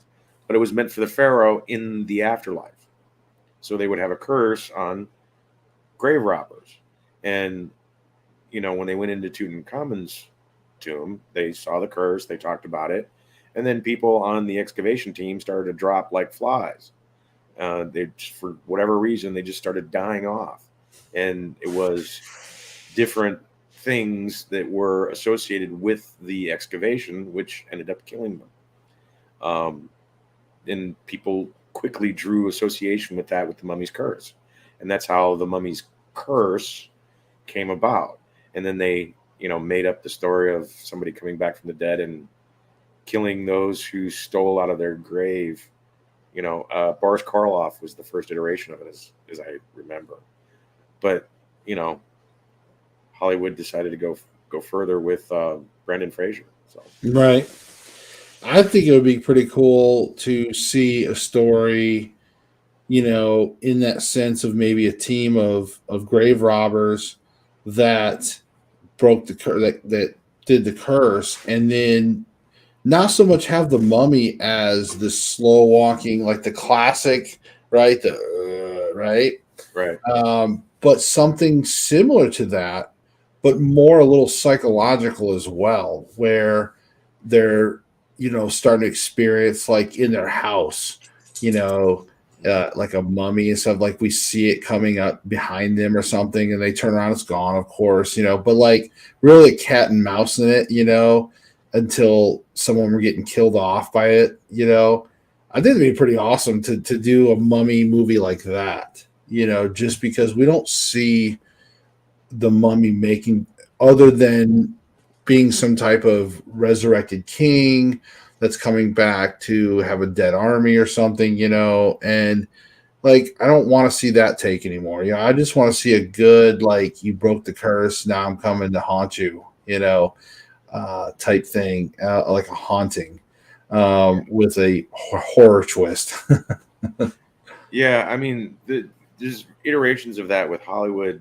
I mean, the Japanese are wicked with that sort of stuff. I mean, they've got some visual, you know, and it's all based off of their mythology and how the dead react in, you know, the Japanese culture. But Right. the stuff they got is spooky as hell, because it's always, you know, cat and mouse. The dead are there to haunt you and taunt you until you give them justice. And What I find funny in when you watch real paranormal explorers in Japan, because of their customs, they curse at the spirits. Mm-hmm. Like they will go through, and if something's making noise or something, they'll be like, F you, mother effer. Like they're just like they, and I don't, I mean, I said the F word earlier. I just don't want to say it too much because they will. It's like PG-13. You can say it like once, anyway.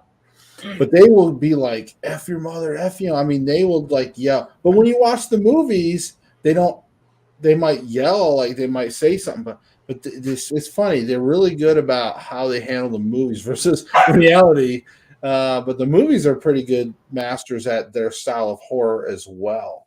And I always refer people back to, of course, the Grudge style was very that basis. But also too the video games. I always tell people, man, go back to the old PlayStation 2 days where you can get digital downloads, but Fatal Frame, Crimson Butterflies, Fatal Frame. I started playing the one Fatal Frame, and I need to finish. I need to pick the series back up. I do apologize, guys.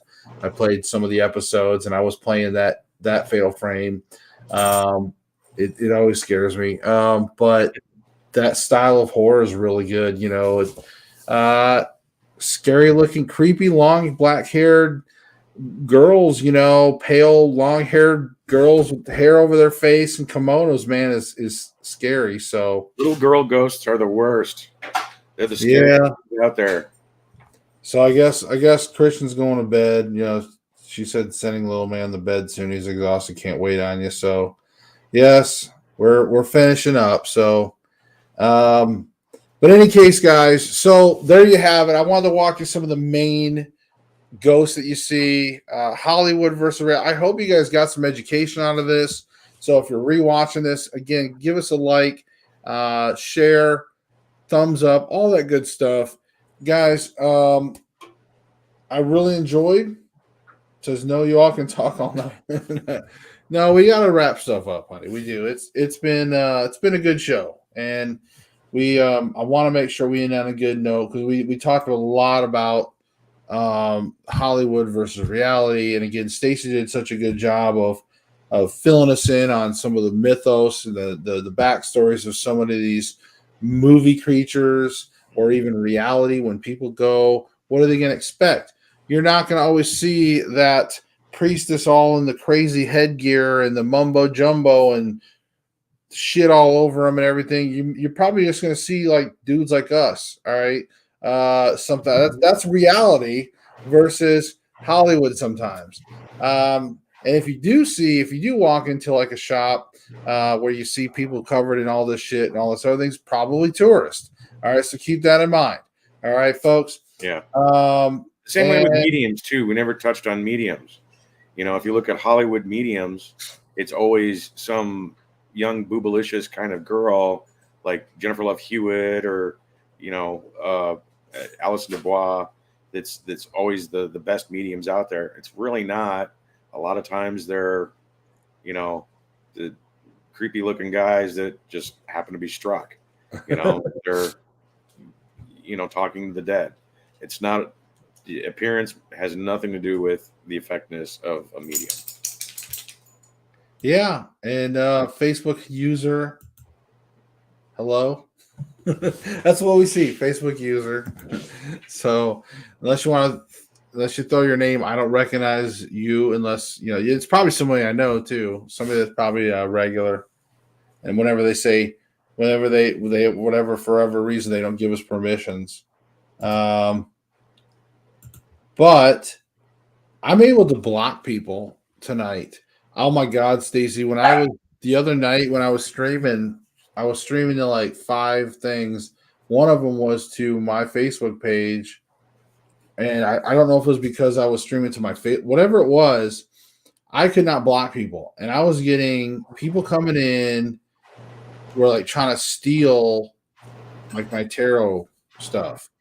Oh, Siobhan. Hey, Siobhan. So did Siobhan? Wow. Did you guys ever make contact, Stacey? No. Okay. Well, Siobhan, this is who you need to talk to. This is the man I gave you the phone number. This is the guy you need to call about that other stuff. Okay. So, about the other thing that we talked about. All right. I don't have to talk about it on air here, but the stuff that you want to talk about. So, if you want to, that's the guy to talk to right here. Okay. That guy right here is the guy you want to call. All right. And he knows all about it. And if you don't believe me, if you want to see his qualifications, just go watch the first part of this video and you'll definitely understand. He will give you some education on things. So yes, but yes, as we kind of wrap things up, as we're toward the end of the show here, I will try to get on. This weekend's going to be this is going to be really tough this weekend, guys, because it's just going to be tough. It's going to be really tough for me to try. Like tomorrow, I'm going back to work. It's going to be tough. I've got a doubleheader on work, and then Saturday, my son's playing a doubleheader tennis match thing. So he's got some really tough, challenging stuff. We may need it on the court tomorrow. Do a reading for tomorrow. So Terry wants me to do a reading for like a daily tarot reading. So I guess we can end or toward the back of the show. Let me see here. I don't know if I can. Let me see if I can. Let me make sure. If I can't do my camera, we'll figure it out. Let's see. Hold on.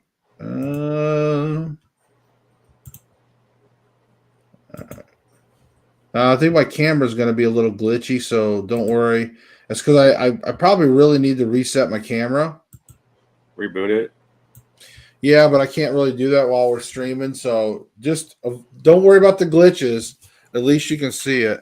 And guys, we gotta light our candle. I always like to have a white candle going here. I have our candle. So yeah, just ignore the looks like an old VHS thing, maybe. Like the old VHS tape. Is that what it looks like to you guys when it's glitching out? Looks like a bad VHS tape. Yes. So ignore the tracking problems. See, older guys like us know what that means. Yeah. Damn tracking. What the hell? All right. So, why is it glitching? Just because it's been on nonstop, like down here plugged into my computer. I don't ever turn it off.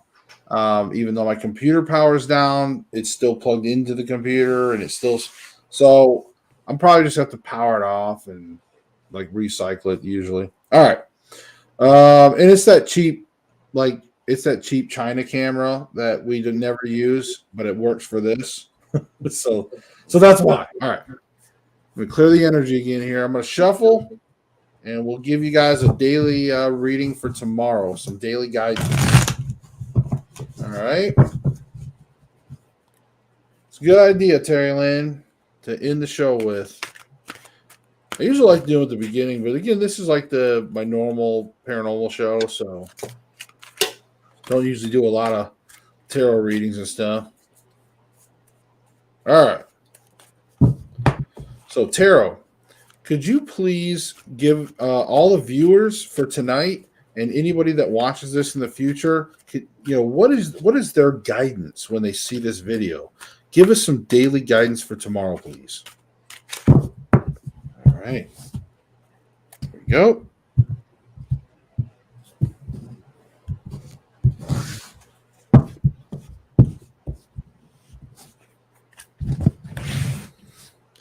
All right, and it's these two here and here.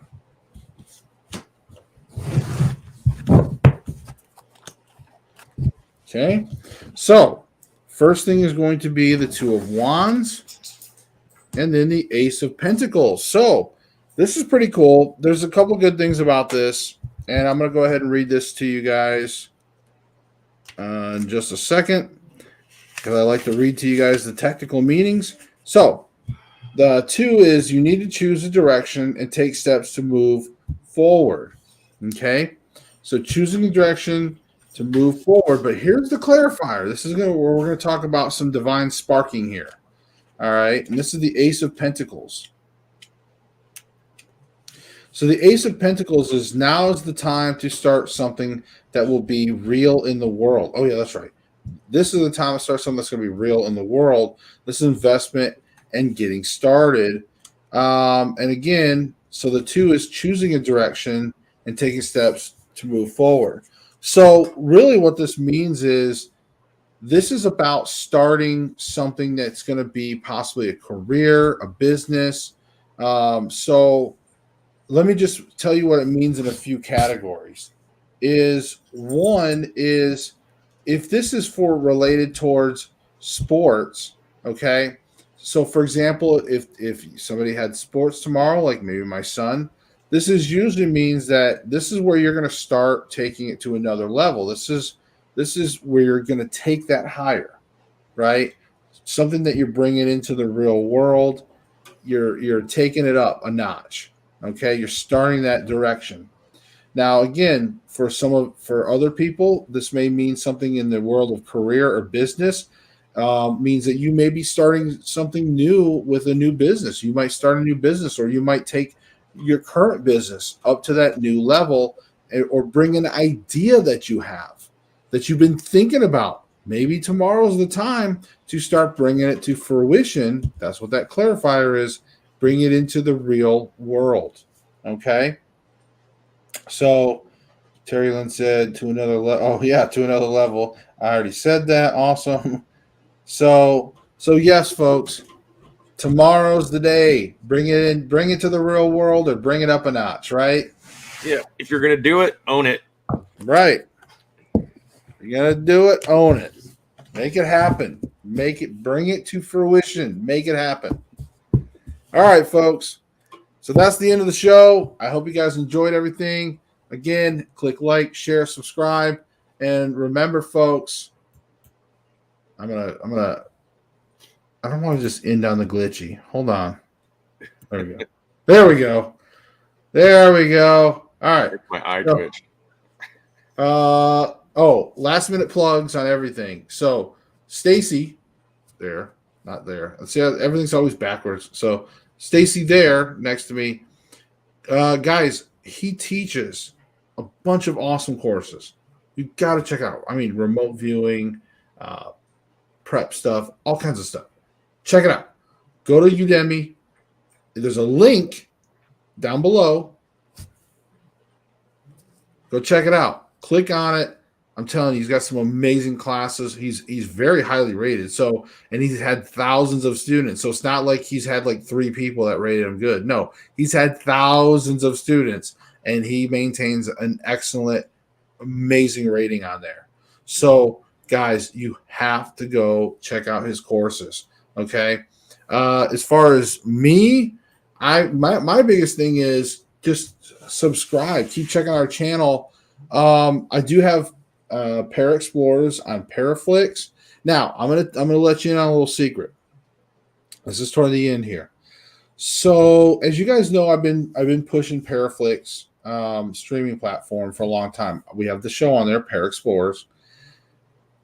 And honestly, for those of you that go there, you're like, Josh, you keep talking about Para Explorers, but you have one episode. You debuted season 1, episode 1, like in the middle of the year last year, and here we are getting into spring of the following year, and you don't have any more episodes. So we're getting tired of you sending us to an old episode that probably you guys have all watched. So with that being said, guys, I have actually talked to some people on the phone here and got some filming locations. And if those of you that are watching the show, we've had contact from ParaX. Okay. So we will be sent on some missions here very, very soon. In fact, this weekend, possibly. So it's going to take a little bit to edit, of course, and things like that. But guys, we are resuming filming of Para Explorers. I'm very proud to announce that. Not something, again, I was like making official, because I mean, you will see the trailer when it debuts. You'll get to see the trailer for the next episode and all that. So as far as what I've got going, that's kind of what we're working on. Of course, anytime I can go live, if I can sneak in a live at some of these locations, I don't want to give them away. But certainly, again, we want to let you guys know we are resuming that filming. Of course, I do have a book on Amazon called My Paranormal, A Guide to the Spirit Realms. Go check it out, guys. I was starting my book signing tour when COVID hit, so I never got to get out there fully and see you guys. I've got possibly some conventions coming up that you guys will want to know. And of course, you said Philadelphia. Am I coming to Philadelphia? I don't know. Who knows? I made it to Pittsburgh, which I know is still quite a bit away from you still, but I did make it up to Pittsburgh and filmed the Blue Mist Road with Philip Page. But also, I want to also end toward, again, reminding everybody that our good friend Bob Fountain needs all the prayers and love that he can get. So for those of you, please send good vibrations, good feelings, put that energy out there for him. Prayers, whatever works for you. Again, for me and stuff, prayers. But that's why I tell people, hey, if you don't pray, you can send and put it out into the zeitgeist, right? Put it out in there. Put all that good energy his way, folks. Am I missing anything else? Do I get any more foot stomp texts? I'm just wondering if I was going to get any stomp texts from the wife. Because I try to get to everything. Like, she's still stomp away until I say something. It's like, I know I'm getting to it.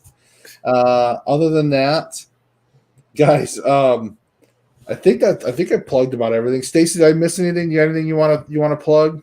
No, I mean, we nailed it all. All right. I try to cover you and try to cover everything there. I know we got a lot going for us, but guys, I am trying to make a lot more efforts this year to bring you more content, more readings, and I will, over the next day or so, try to do more readings. So it's just going to be hard this weekend, again, with all the tennis. My son has his high school started the season, and they got a doubleheader. They did, today was their first match, which he won. Wait, yesterday was their first match. He won both of his doubles and singles, and then today they had practice, and then tomorrow they got a double header. So it's like, and it's gonna be tough. So tomorrow is gonna be a major, or Saturday is gonna be a major day. Did I say tomorrow? No, tomorrow's got a match. I don't think it's a double header, but then Saturday's got a double header. There's all kinds of matches, folks. So my point is, I'm going to try to do everything I can between me working 2 jobs, my son having tennis matches. I'm going to still try to get on here, do some lives. I'll try to do the daily readings or do some readings in general for you guys. And if Stacey wants to join, maybe like Wednesday or something, or one of these days, he's always welcome to pop in or in chat. Mm-hmm. All right, guys. Well, that's it. I think we had a good show, man. I think we covered everything. So we'll see you in the next video, guys. Remember, seek the truth. Peace.